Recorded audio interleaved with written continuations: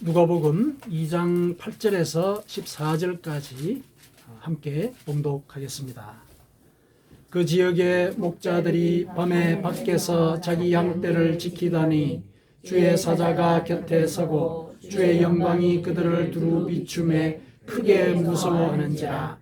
천사가 이르되 무서워하지 말라. 보라, 내가 온 백성에게 미칠 큰 기쁨의 좋은 소식을 너희에게 전하노라.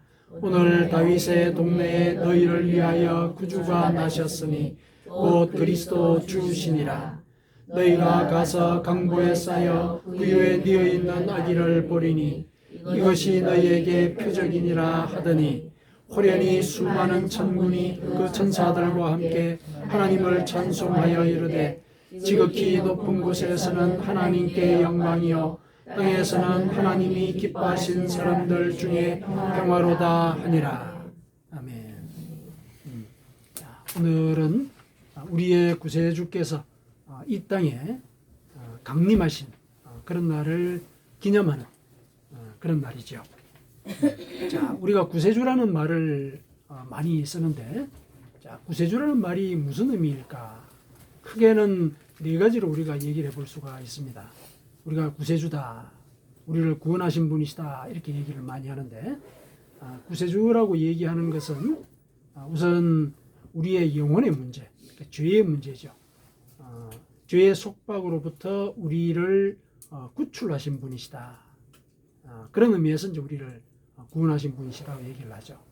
그리고 두 번째는 우리의 현실의 삶, 우리의 삶이 공고한 문제들 때문에 우리의 발목을 잡는 경우들이 많지 않습니까?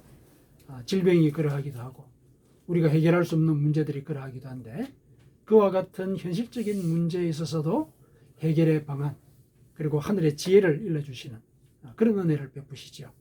그래서 우리에게 해방과 자유를 선사하시는 그런 은혜를 베푸시죠.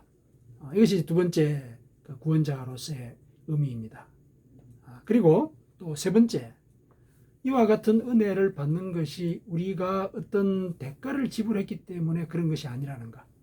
우리에게 그냥 주어졌다는 것이죠. 선물로 주어졌다. 우리를 구원하고자 하시는 이 뜻이 우리의 대가를 토대로 한 것이 아니라 하나님께서 값없이 주시는 그런 선물이었다라고 하는 것. 그러니까 그게 우리의 구원자라고 얘기할 수 있는 부분이 되는 것이죠. 네 번째는 이와 같은 은혜가 우리가 살아있는 동안, 인간의 역사가 진행이 되는 동안 영원할 것이다. 우리는 죽어서까지도 그와 같은 은혜를 받을 것이기 때문에 이 은혜가 우리 인간에게 영원히 약속이 된 것이다. 그렇다면 이 역시 구원자로서의 의미 속에 들어갈 수 있는 부분이다. 이렇게 얘기할 수 있습니다.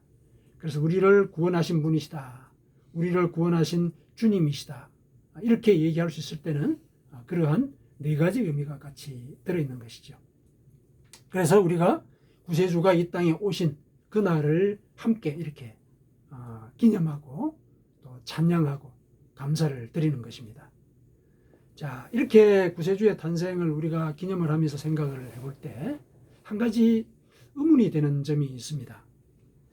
그렇게 우리를 구원하시는 거룩한 역사를 이루셨는데 천사와 같은 완전체의 모습으로서 이 땅에 오셔서, 혹은 영웅의 모습으로 이 땅에 오셔서 인간을 구원을 하셨다면 모든 일들이 굉장히 원활하고 수월하게 진행이 되었겠죠. 그 이상의 구세주상이 없을 겁니다. 모든 것들이 일순간에 다 정리가 될 거니까요. 그런데 우리 다 알다시피 구세주는 아기의 모습으로 이 땅에 오셨습니다. 아이로서 태어나셨던 것이죠. 그 사실이 오늘 본문에 우리에게 선포가 되고 있습니다. 구세주가 왜 아기로 오셨을까? 이거 한번 좀 생각해 볼 만한 문제이거든요. 그래서 오늘은 왜 구세주가 아기의 모습으로 왔을까? 왜 완전체의 이 모습으로, 분명히 그렇게 하실 수도 있는데 왜 이 인간의 모습, 게다가 어린 아기의 모습으로 태어나게 하셨을까? 이런 점을 우리 같이 한번 묵상을 하면서 이 성탄의 그 의미를 같이 한번 되새겨 봤으면 좋겠습니다. 자, 우선 본문의 내용을 한번 정리를 해보죠. 본문의 이 시간적이거나 장소적인 배경은 밤에 밖에서 이렇게 되어 있죠. 밤에 밖에서 목자들이 양떼를 지키고 있었습니다. 그때 호련히 하늘의 문이 열린 것이죠. 주의 사자 천사들이 내려왔습니다. 내려와서 온 백성에게 미칠 큰 기쁨의 좋은 소식을 너희에게 전한다. 이렇게 얘기합니다. 목자들은 깜짝 놀랐죠. 얼마나 무서웠겠습니까? 한밤중에 그 고요하던 그 시간에 그 정적을 깨고 하늘이 갈라지면서 광휘가 내려비친 것이죠. 그때 하늘에서 이런 말씀이 들리는 거죠. 너희들에게 끼칠, 온 백성에게 미칠 큰 기쁨의 좋은 소식을 너희에게 전한다. 이 얘기를 해주죠. 그래서 그 말은 결국 구세주가 태어났다. 이렇게 알린 것입니다. 그래서 그들에게 이러지요. 가서 그 구세주가 태어난 표적을 봐라. 그 표적은 증거란 얘기죠. 이 증거는 역시 여기에 강보에 쌓여 있는 아기. 이 아기가 구세주다. 구세주가 이 땅에 태어났던 그 증거가 바로 그 아기다. 이렇게 이제 목자들에게 일러줬습니다. 자, 그러고 난 뒤에 이제 이 천사들과 또 하늘에 있는 수많은 그 천군들, 이 천군이라고 하는 하늘의 군대죠. 이 천사들을 얘기합니다. 그 천사들이 함께 찬양을 합니다. 높은 곳에서는, 지극히 높은 곳에서는 하나님께 영광이요, 땅에서는 기뻐하신 사람들 중에 평화로다. 이런 찬양을 이제 올립니다. 구세주가 이 땅에 태어난 그 순간의 의미를 하늘은 이렇게 보는 것이죠. 하늘은 이렇게 이 목자들에게 구세주가 이 땅에 태어난 그 이유 혹은 의미가 이런 것이다. 지극히 높은 곳에 계신 하나님께는 영광이 되는 일이요, 땅에서는 그분이 태어난 것을 기뻐하는 사람들에게 평화를 주는 일이다. 이렇게 이제 일러주었습니다. 자, 이 장면 자체대로 또 나름의 의미를 가지고 있습니다. 이 본문의 내용 그 자체만으로도 우리에게 일러주는 의미들이 많이 있는데요. 일단 그거를 먼저 간단하게 한번 살펴보죠. 자, 오늘 보니까 천사가 나타난 시간이 밤이라는 거, 이거 우리가 좀 주목할 필요가 있습니다. 밤에 나타났습니다.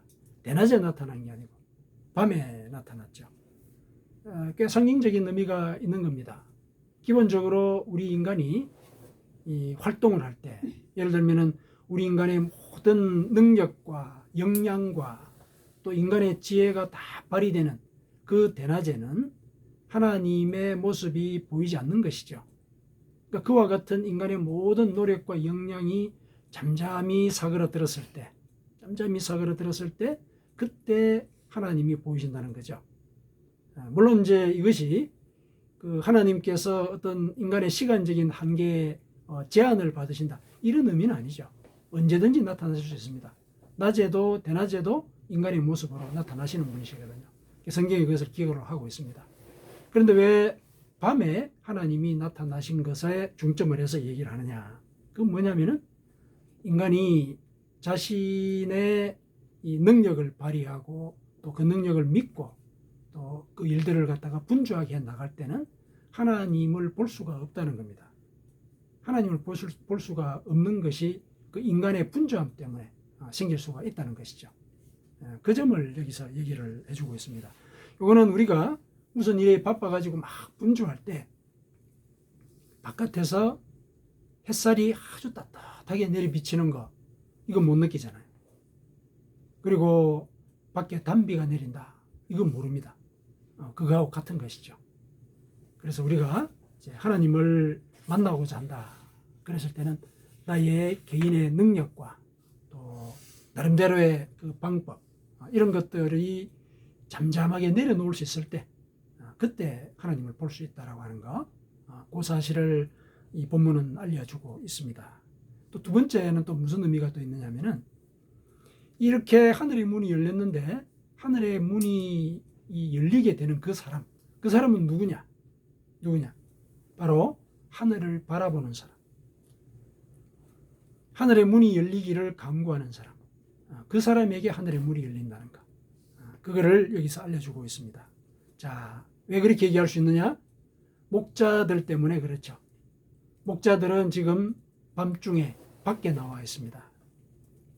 다른 사람들은 밤이니까 다 집안에서 또 따뜻한 이 보호를 받으면서 잠이 들었겠지요.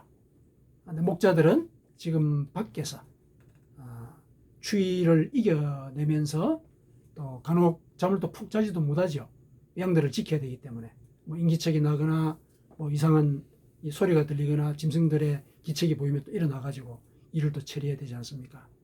이 사람들이 이제 겨우 조금 잠잠해져서 이제 등을 바닥에 대고 누웠습니다.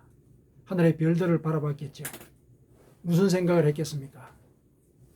일단 먼저 추운 것이 싫지 않겠습니까? 피부로 느끼는 것이니까. 그리고 가족으로부터 멀리 떨어져 있는 것, 외로움, 이런 것들이 아마 그 사람들에게 엄습을 했을 겁니다. 처음에는 그게 많이 아주 격하게 느껴졌겠죠. 그러다 보니까 그게 그런가 보다 하는 단계까지 갔을 수도 있습니다. 그냥 무감각해질 수도 있는 것이죠. 하지만은 아무리 사람의 의식이 무감각해져도 마음속 깊은 곳에 그 아픔은 살아있거든요. 의식하지 못할 뿐이지. 하나님은 그 마음속 깊은 곳에 말로 하지 못하는 그 아픔을 들으시는 분이십니다.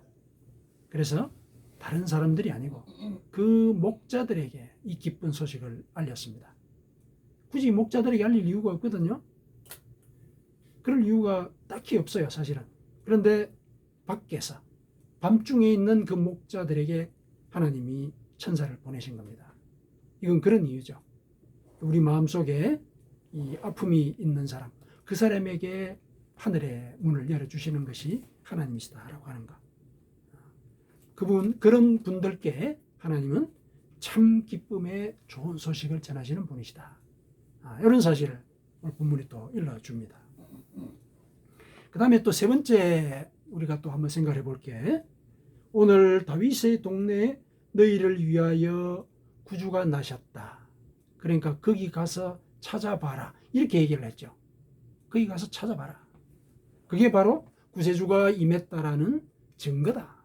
표적이다. 이렇게 일러줬습니다. 자, 이거는 뭐냐면은 우리가 고통을 호소하는 바로 오늘 하나님은 구원의 길을 이 땅에 구체적으로 준비하고 계시다. 그 얘기를 얘기합니다. 여기 다윗의 동네는 목자들이 있는 곳으로부터 그렇게 멀지 않습니다. 멀리 떨어진 곳이 아닙니다. 거기서 가까운 곳에 구세주가 난 곳이 있다. 거기 가서 그 사실을 확인해라. 이렇게 얘기를 합니다. 그러니까 하나님께서 우리가 고통의 기도를 올릴 때 그 기도의 응답을 오늘 준비를 해 주시는 거죠. 그리고 그 응답은 우리로부터 멀리 떨어져 있지 않습니다. 구체적인 장소를 지시했다는 것은 가까이 있다는 얘기입니다. 가까이 있으니까 거기 가서 보라는 것이죠. 하나님은 우리가 간구할 때 우리에게 응답을 해 주시고 준비를 해 두시는 그런 분이시다. 우리 근처에 그 은혜를 베풀어 주셨다. 이미 응답을 들려주셨다. 예를 들면 이런 것이죠. 성경 속에 우리는 그분의 응답을 찾을 수가 있습니다. 우리 옆에 있는 성경 속에서. 그리고 옆에 있는 가족들과의 관계를 통해서, 또 이웃들을 통해서, 또 일들의 그 어떤 이면을 우리가 살펴볼 수 있다면은 그 이면에도 역시 하나님의 응답이 준비되어 있다는 것을 발견할 수 있다는 것이죠. 이걸 찾으라는 얘기입니다. 찾으라. 그렇게 이제 얘기를 해주고 계십니다. 그래서 응답을 하나님께서 준비하고 계시기 때문에 찾아야 한다라는 거, 그거는 이제 우리에게 주어진 몫이라고 하는 것을 여기서 일러주고 있습니다. 자, 이렇게 이 본문의 내용을 한번 이렇게 쭉 정리를 해봤는데요. 여전히 이 본문 자체가 주는 그 의미도 아주 이제 의미심장하고 또 은혜롭지만은 여전히 우리가 관심을 처음부터 갖게 된 것이 왜 구세주는 이런 은혜를 베푸시는 그분이 왜 아기로 태어났을까? 아기라고 하는 존재가 이와 같은 메시지를 주기에는 거리가 있지 않습니까? 아이가 가지고 있는 이미지 자체가. 그런데 구세주는 아이로 이 땅에 태어났습니다. 왜 그랬을까? 왜 그랬을까? 우선 첫 번째는 그 이유가 그게 바로 하나님의 뜻이기 때문에 그렇다. 무슨 소리냐면은 구약이죠. 그러니까 이 당시의 사람들이 가지고 있던 성경이 구약 성경이거든요. 구약 성경의 선지자를 통해서 이렇게 예언이 되어 있습니다. 이사야서 9장 6절에 이는 한 아기가 우리에게 낳고 한 아들을 우리에게 주신 바 되었는데 그의 어깨에는 정사를 메었고 그의 이름은 기묘자라 모사라 전능하신 하나님이라 영존하시는 아버지라 평강의 왕이라 할 것임이라. 이사야가 이렇게 예언을 했습니다. 아기를 주겠다. 근데 그 아기가 바로 세상을 지배할 능력을 가진 자, 우주의 지혜를 가진 자, 그리고 전능하신 하나님이고 영존하시는 아버지고 또 평강의 왕이 될 것이다. 이렇게 얘기한 것이죠. 이렇게 구세주가 아기로 태어나는가, 이거는 하나님이 그렇게 계획을 하신 그 뜻에 따라서 이루어진 일이다. 자, 그러면 이제 이게 하나님의 뜻이라는 걸 우리가 전제를 한다면은 하나님은 왜 그러면 그와 같은 결정을 하셨을까? 이거 알아봐야 되겠죠. 왜 그와 같은 결정을 하셨을까? 아까도 잠깐 말씀을 드렸지만은 구세주가 천사와 같은 어떤 완전체의 모습으로 혹은 우리가 누구나도 흠모하는 영웅의 모습으로 이 땅에 임했다면은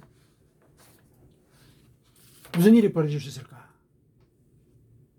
제일 우리가 그 논리적으로 결론을 추정을 하자면은 그때는 아마도 이 세상의 역사가 종결되는 시점일 것이다. 이렇게 얘기할 수가 있습니다. 그러니까 완전체가 임했다라고 하는 것은 이 세상의 부조리한 것들, 그 다음에 불완전한 것들, 이런 것들이 일거에 해소되는 시점을 얘기하는 것이거든요. 이거는 빛이 어둠에 비치면은 어둠이 사라지는 것과 같은 그런 원리입니다.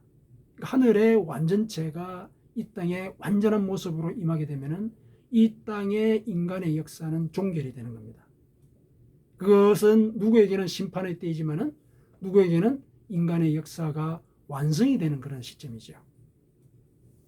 그런데 하나님께서 그 시점에 완전체를 보내지 아니하시고 성장하는 데 필요한 아기를 보냈다. 이건 뭡니까? 시간이 필요하다는 것이죠.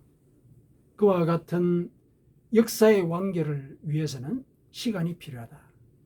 시간이 필요하다. 왜? 무슨 시간이 필요합니까? 하나님은 온 백성에게 미칠 기쁨의 큰 소식을 전했다 그랬죠. 온 백성 모두가 다 구원받기를 원하시는 것입니다.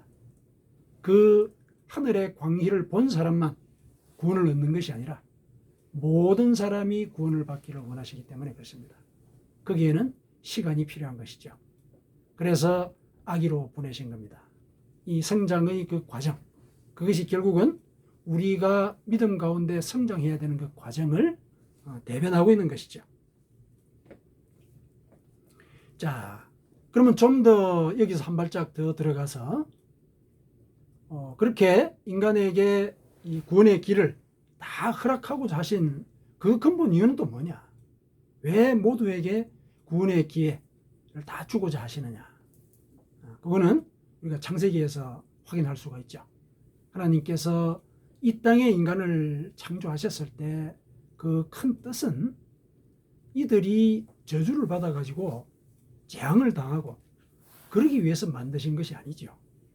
다 기억하시듯이 하나님께서 인간을 만드셨을 때는 그 큰 목적이 뭐였습니까? 이 땅에서 생육하고 번성해라. 그리고 모든 만물을 다스려라. 다스린다는 게 여기서 이제 돌보라는 얘기입니다. 지배하라는 얘기가 아니고 돌봐라. 이게 하나님의 뜻이었어요. 인간을 만드신 하나님의 뜻이 그러했거든요. 그래서 그와 같은 뜻이 이루어지도록 이제 이 인간을 창조를 하셨습니다. 그러나 인간이 죄를 지었죠. 죄를 지어서 그와 같은 하나님의 계획이, 하나님의 창조의 뜻이 훼손당하게 되었습니다. 왜곡된 것이죠.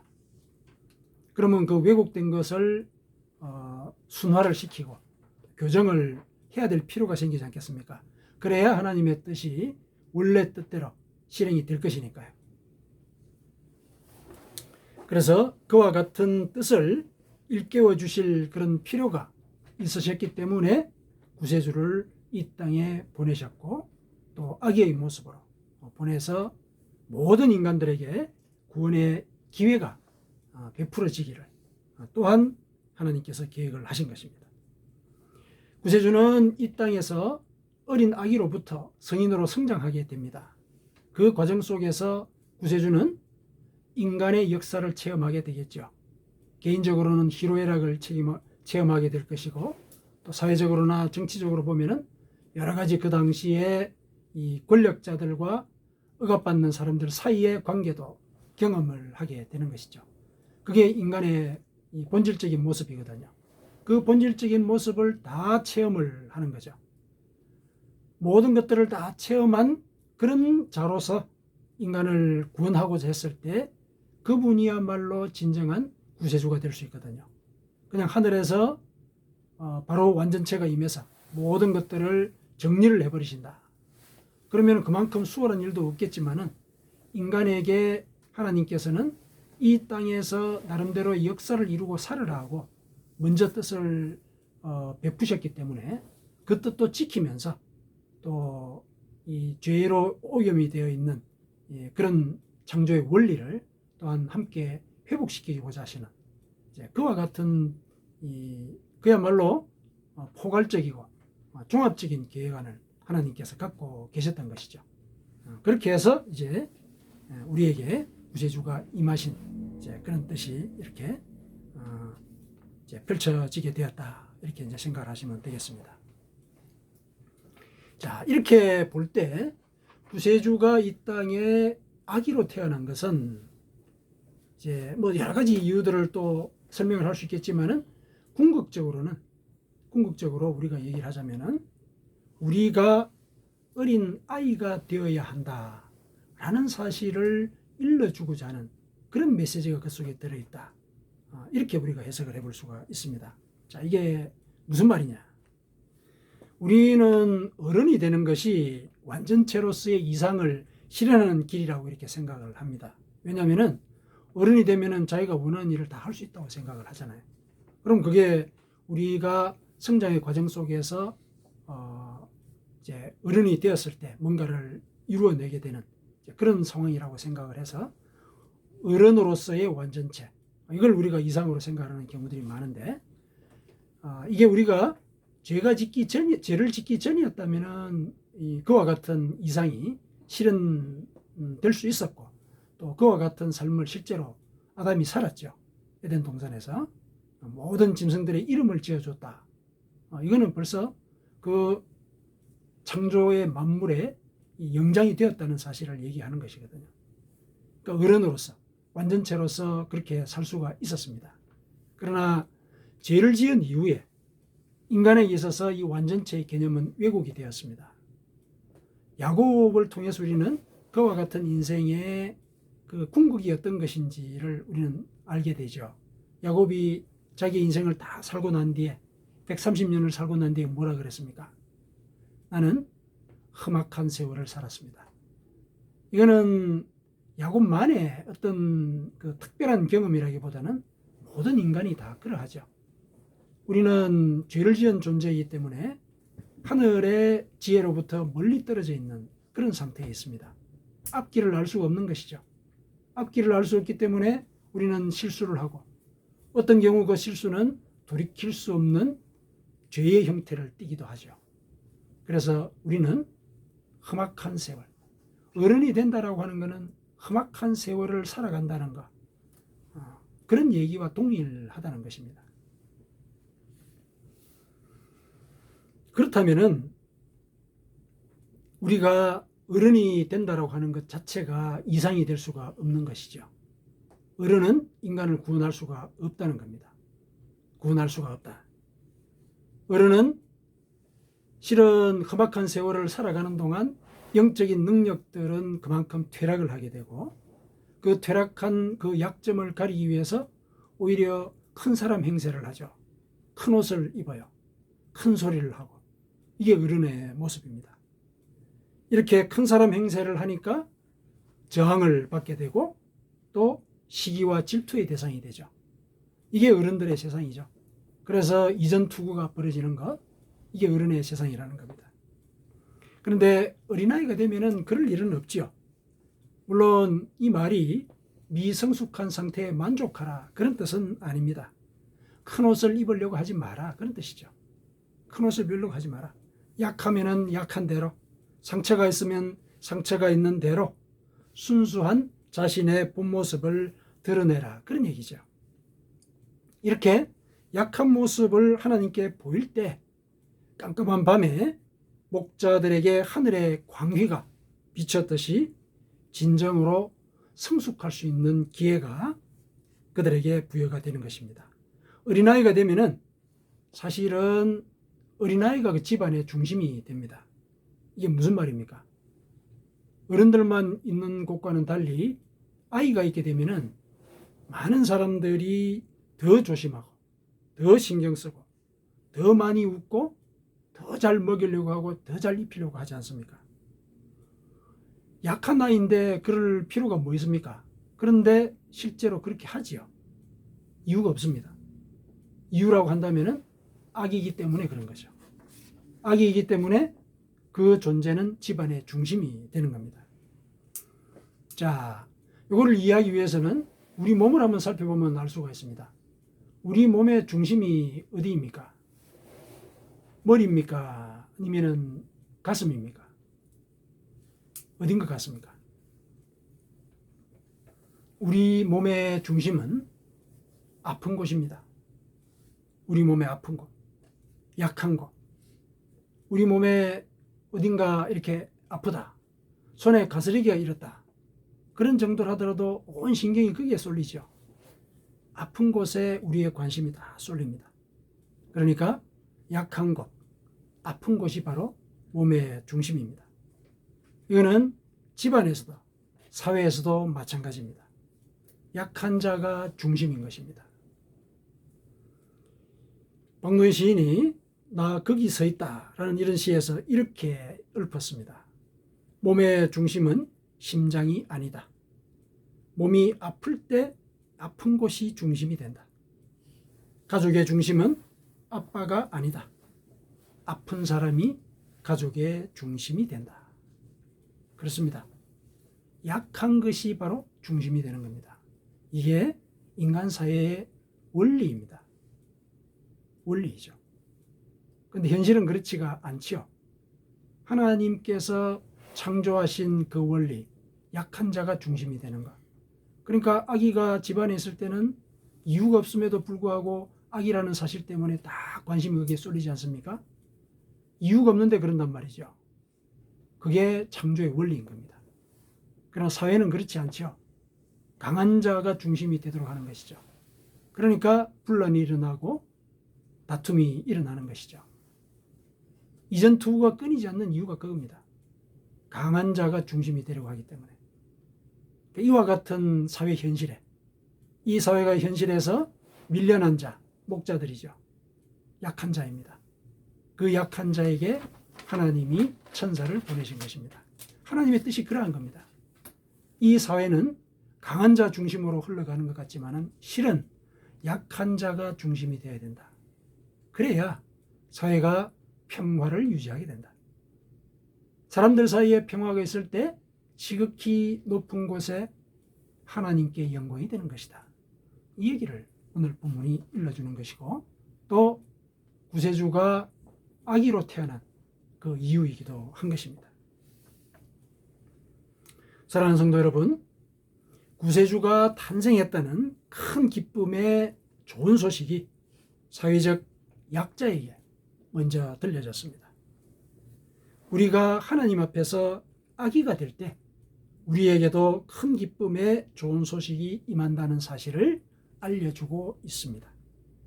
아기가 된다는 것은 하나님 앞에서 죄의 용서를 빌고 우리의 몸이나 의식보다도 큰 옷을 입으려 하지 않는 것. 이게 하나님 앞에서 악의가 된다는 것입니다.